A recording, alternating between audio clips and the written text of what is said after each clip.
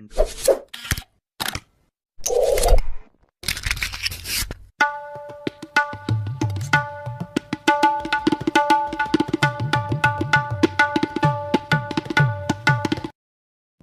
दुखणारा घसा एका रात्रीत होईल बंद, सर्दी आणि खोकला 3 दिवसात गायब. करा हा उपाय. नमस्कार, आरोग्यदायी आयुर्वेद या यूट्यूब चॅनलमध्ये तुमचे स्वागत.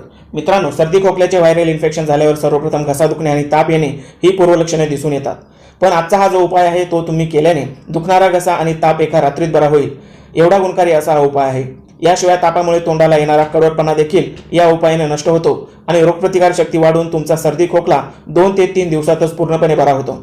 या दरम्यान मात्र संतुलित आहार घेणेही तितकेच गरजेचे असते. चला तर आपण जाणून घेऊयात हा उपाय कसा बनवायचा. पण यापूर्वी तुम्ही जर आमच्या चॅनलवर नवीन असाल आणि अजूनही आमच्या चॅनल सबस्क्राईब केला नसेल तर लगेच व्हिडिओ खाली लाल रंगाचे सबस्क्राईब बटन दाबून शेजारील बेलवर क्लिक करा आणि आमचे असेच आरोग्यवर्धक माहितीने परिपूर्ण व्हिडिओ सर्वप्रथम पहा. सर्दी खोकला अंगदुखी आणि ताप कमी करणारा हा उपाय बनवण्यासाठी आपण सर्वप्रथम घेणार आहोत 1 ग्लास गरम दूध. यानंतरचा दुसरा घटक म्हणजे ही हळद. हळद नॅचरल अँटीबायोटिक असल्याने सर्दी खोकल्याचे व्हायरल इन्फेक्शन कमी करण्यासाठी हिचा निश्चितच उपयोग होतो. शिवाय हळदीच्या वापराने आपली रोगप्रतिकार शक्ती देखील कमालीची वाढते.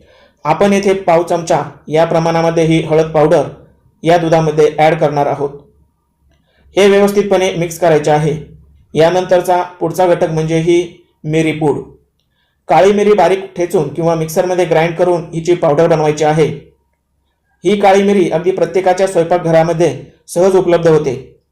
काळी मिरी उष्ण प्रकृतीची असून पाचक म्हणजेच पचनशक्ती वाढवणारी असते.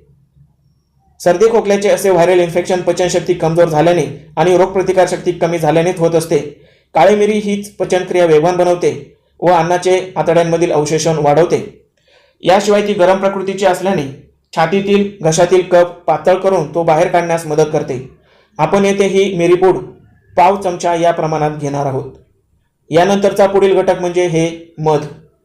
सर्दी खोकला आणि अंगदुखीसाठी मधाचा वापर सर्वपरिचित आहे. याचा देखील आपण 1 चमचा या दुधामध्ये ॲड करणार आहोत. या 1 चमचा मधाने दुधाला पाहिजे तेवढा गोडवा न आल्याने तुम्ही यामध्ये ही खडी साखर देखील ॲड करू शकता.